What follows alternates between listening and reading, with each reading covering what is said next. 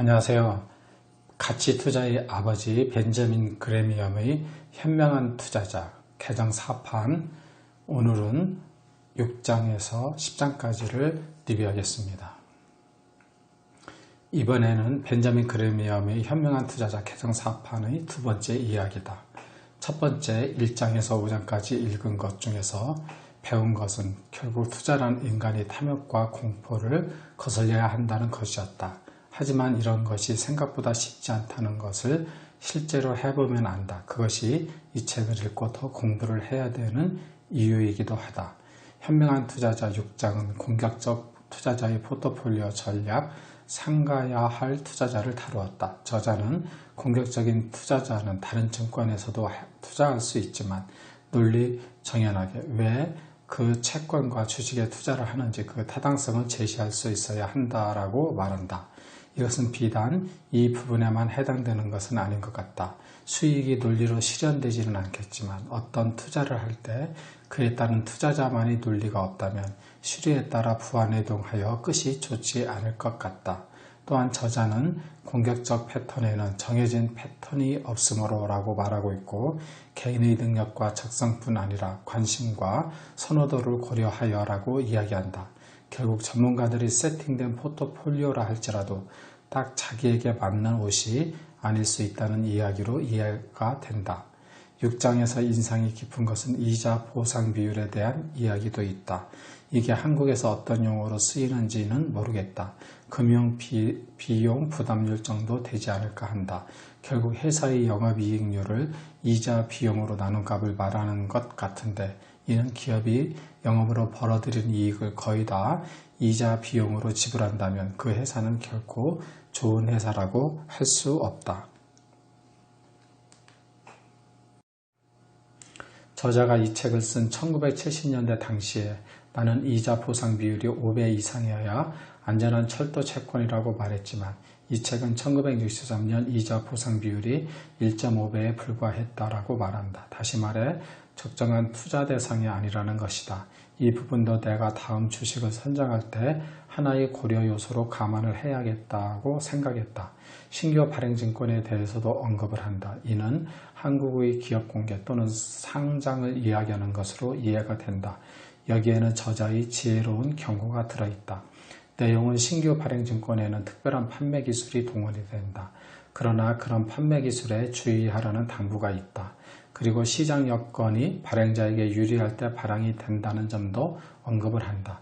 이런 신규 발행증권이나 상장 후 신주 발행은 책의 내용으로 보아 지배주주들이 시장 여건이 유리할 때 주식을 매각하여 자금을 회수하려는 목적이 있다는 것을 알아야 한다는 뜻이다.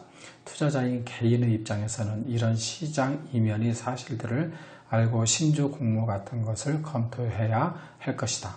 그럼 이런 것을 어떻게 분별할 수 있을까? 저자의 글 108쪽에 그 힌트가 있다.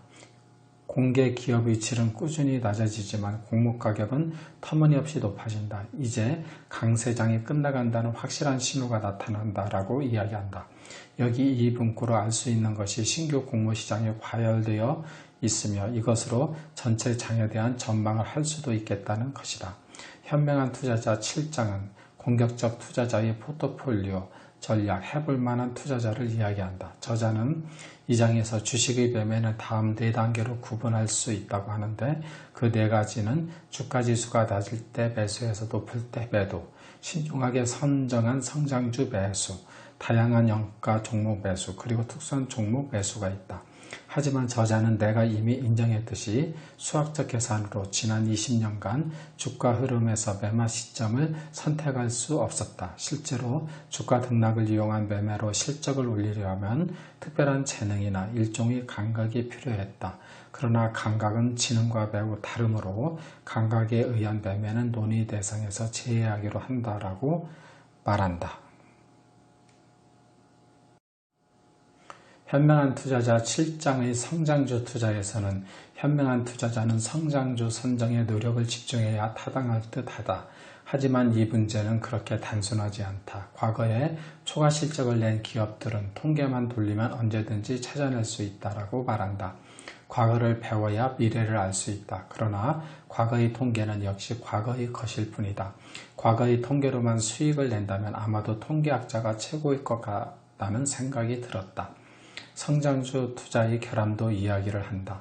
밝은 전망에 대해 이미 가격을 모두 지불한 셈이므로 투자자의 예측이 적중해도 수익은 그다지 신통치 않다라는 이야기를 한다. 나는 작년에 기사와 분석 리포트로 넷플릭스 주식을 가지고 싶다는 것이 생각이 났다. 과거 10년간 무려 53배나 상승을 한 최고로 핫한 주식이었다. 한 분석가는 그 주식에 들어가는 것이 아직도 늦지 않다고 근거를 제시하며 설명을 하였다. 나는 그 주식을 거의 사려 할 뻔하였다.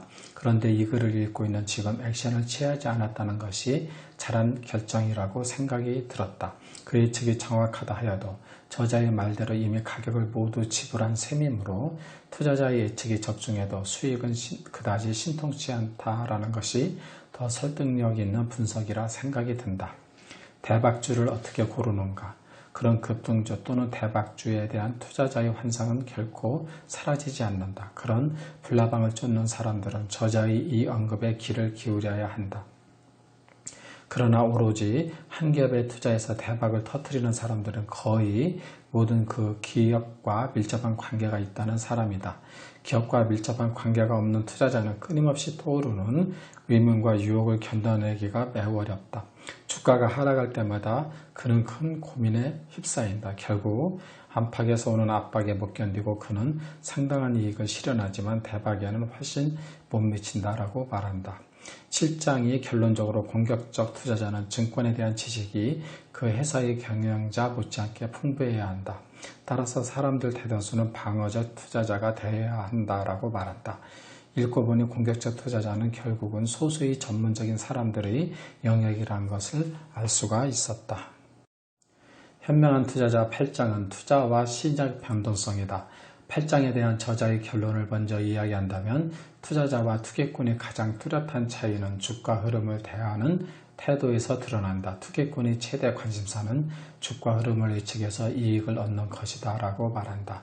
가격 변동성을 이용한 투자로 시점 선택과 가격 선택이 있는데 일반 현명한 투자자는 가격 선택만으로도 만족스러운 실적을 얻을 수 있다고 한다. 이 문구를 읽고 나서 나는 시점 선택에 많은 시선을 할애했고 이런 부분은 고쳐야 한다고 보았다. 아마 일반적인 대부분의 투자자들도 그렇지 않을까 한다. 시점 선택이란 언제 주가 상승이 예상되나 또는 언제 주가 하락이 예상되느냐에 따라 매수 또는 매도를 하는 방법이다. 내가 전에 읽은 알렉산더 엘더의 심리투자의 법칙이란 책에도 이런 언급이 있었다. 미래는 알 수 없다. 그의 책이 주로 트레이딩에 관한 것에 초점을 맞춘 책이었고 여러 기법과 패턴을 통해 매수 및 매도 포인트를 잡는 내용이었다. 그러나 그 저자도 주식 가격의 전망을 할 수 없다고 솔직히 말을 하고 있는 것이다. 이런 전문가들의 말들로 보아 미래의 주가를 예측한다는 것은 터무니없는 짓 같다는 생각까지 들었다. 오히려 우리 같은 일반 투자자는 저자가 말한 가격 선택만으로도 만족스러운 실적을 얻을 것이라 단언한 것을 새겨들어야 할 것이다. 하지만 대부분의 일반인은 시점 선택에 주력을 하고 있고 이것은 저자가 경고한 대로 결국 투기꾼에게 어울리는 성과를 얻게 될 것이다. 그는 증권사 등이 실제로 투자자들이 시장 예측에 몰두해야 한다고 확신하는 듯 말한다고도 하였다. 이는 투자자들이 나름 미래 주가에 대한 견해가 있어야 한다는 논리에 증권사 등으로부터 설득당했기 때문이라고 한다. 이 장에서 지금까지 읽었던 것 중에 나의 투자 철학에서 바꿔야 할 중요한 힌트를 하나 얻었다. 결국은 등락을 예측하여 인과 아웃풋을 잡는 것이 아니라 가격 선택에 포커스를 맞춰야 한다는 것이다. 이 부분을 읽으면서 언더라인을 하게 되었다. 현명한 투자자 9장에서는 펀드 투자를 이야기한다. 이 부분을 읽을 때 최근에 많은 투자자를 올렸던 라임 자산운용 사건이 생각이 났다. 펀드가 기본적으로 의탁자와 수탁자가 있고 운영사가 펀드로 모은 자금을 잘 운영하여 수익을 얻게 하여주면 되는 것이다. 그런데 이것이 말처럼 쉬운 것이 아닌 것 같다. 금융상품에 대한 공학적인 설계와 펀드 용어들이 나날이 새로워지고 복잡하게 되어서 나는 일단 그런 상품들을 들으면 머리가 어지럽다. 내가 모르는 것은 아예 접근을 하지 않는 것이 좋다고 본다. 솔직히 라임의 상품들은 다는 이해하기 어려웠다. 상품을 만사를 제쳐놓고 공부를 할 수도 없는 노릇이고 그렇다고 모든 것을 전문가에게 맡긴다는 것도 위험하다는 생각이 든다. 전문가까지는 아니더라도 어느 정도 설명하는 것을 이해를 할 수 있어야 하고 중간중간 하는 설명을 포인트별로 되물어볼 수 있는 실력이 기본적으로 되어야 한다고 본다. 나는 그런 실력이 안 된다. 9장을 시작하면서 사족이 길었다. 저자는 이 장을 시작하면서 방어적 투자자가 선택할 수 있는 투자 방법 중 하나는 펀드에 가입하는 것이라고 한다. 이 장에서 주목해야 할 내용은 퍼포먼스 펀드라는 것에 대한 구절이다.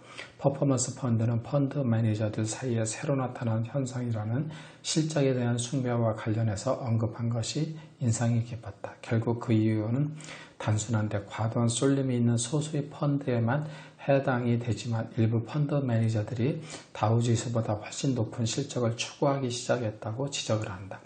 펀드에 가입해보지 않아서 모르지만 투자자 입장에서 종합주가보다는 더 높은 수익을 기대하고 펀드를 가입하지 않나 하는 생각이 들었다. 하지만 이런 것들이 결국은 불안전 판매로 이어지고 라임 같은 사태로 귀결되는 것은 아닐까 싶다. 10장은 투자 조언에 대해서 다루었다. 저자는 이 부분도 신중한 접근의 말로 시작을 한다. 투자 조언을 구하는 행위는 돈 버는 방법을 알려달라고 부탁하는 것과 같다. 순진한 생각이다. 돈 버는 방법을 찾는 것은 자신의 역할이기 때문이다. 남들이 자신에게 돈을 벌어줄 것으로 믿는 투자자들은 통상적인 사업에서 유례가 없는 성과를 기대한 셈이다라고 말을 한다. 그 다음 줄에서도 언급을 하였듯이 투자 조언이나 자문의 역할에 대해서는 고객이 실수를 저지르지 않고 정상 실적을 얻도록 보호하고라는 문구가 오히려 조언 내지 자문하는 사람의 역할이라는 것이 적정할 것 같다. 그런데 대부분은 그렇게 생각을 하지 않는다. 그러니 초과 수익을 기대하여 비싼 정보료를 지급하고 쪽집게 정보 선정 같은 정보를 받게 된다. 하지만 이 장에서 저자가 결론적으로 이야기하듯이 오히려 투자자는 유서가 깊고 평판이 높은 투자자문사를 선택하면 좋을 것 같다. 그러면 탁월한 실적을 기대할 수 없겠지만 평균 실적 정도를 기대할 수 있다고 말한다. 그 이상의 수익을 쫓는다면 늘 화려한 것에 가시가 있다는 것을 기억하는 것이 좋을 것 같다. 그 가시의 대부분이 찔리고 그 고통은 생각보다 오래가기 마련이다. 리뷰를 마치겠습니다. 감사합니다.